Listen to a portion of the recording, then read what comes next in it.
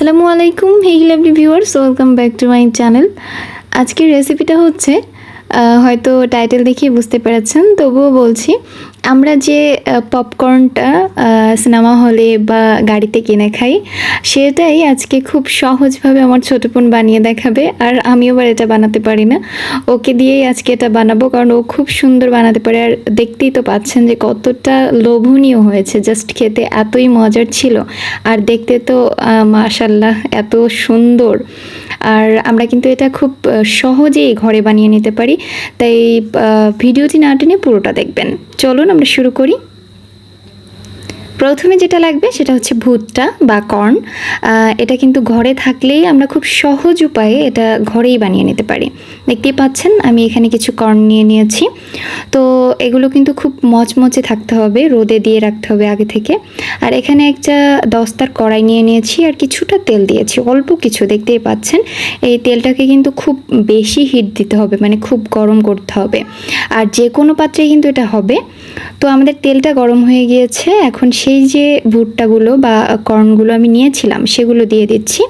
আর একটা খুন্তির সাহায্যে বা স্প্যাচুলা যা হোক তা দিয়েই কিছুক্ষণ, মানে 1 থেকে 1.5 মিনিট একটু রান্না করতে হবে।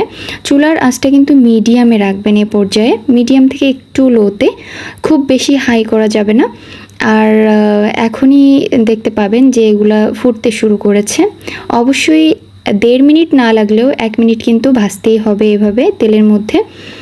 আর এটাকে কিন্তু আগে থেকে অবশ্যই রোদে দিয়ে একটু মচমচে করে রাখবেন, তাহলে কিন্তু খুব ভালো একটা রেজাল্ট পাবেন। তো দেখতেই পাচ্ছেন কিভাবে ফুটতে শুরু করেছে, মানে ফুটতে শুরু করেছে। আর এখনই ঢেকে দিচ্ছি, ঢেকে দিলাম। এখন শুনতে পাবেন শব্দগুলো।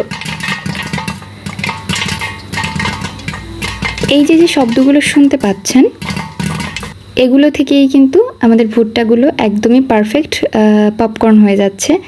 ঢাকনাটা সরিয়ে নিয়েছি, এখনও কিন্তু দুটো একটা ফুটে উঠছে। তো এর পর্যায়ে একটু নেড়ে নিচ্ছি, আমি না, আমার ছোটো বোন। তো এরপরে বেশ কয়েকটাই ফুটেছে দেখলাম, এরপরে একটু নাড়াচাড়া করে নিলাম। আর হচ্ছে এগুলা খুবই সুন্দর ছিল। এখন একটা লাস্ট স্টেপ হচ্ছে, চুলাটাকে কিন্তু আমরা লোতে করে রেখেছিলাম যখন ঢেকে দিয়েছিলাম। তো এখন হচ্ছে একটু হাতে লবণ নিয়ে জাস্ট একটু ছিটিয়ে দেওয়া, এটাই হচ্ছে কাজ, লাস্ট স্টেপ একদম। কারণ একটু নুনটা না লাগলে কিন্তু ভালো লাগে না। এরপরে হচ্ছে পরিবেশন। তো পরিবেশনে চলে এলাম, দেখতেই পাচ্ছেন কত সুন্দর হয়েছে আর কত সহজেই ঘরে বানিয়ে নেওয়া যায়। আর লবণের বিষয়ে যেটা বলেছিলাম, আমরা যেটা কিনে খাই এটা কিন্তু সাধারণত একটু নুনতা নুনতা লাগে। আর মচমচে রাখার জন্য অবশ্যই গরম পাত্রে ওটাকে ঢেকে রাখবেন না, তাহলে কিন্তু ঘেমে যাবে। তাই একটু হালকা ঠান্ডা করেই কোনো একটা পাত্রে রেখে দিবেন। আজ এ পর্যন্তই, কথা হবে অন্য কোনো এপিসোডে অন্য কোনো খাবারের সাথে।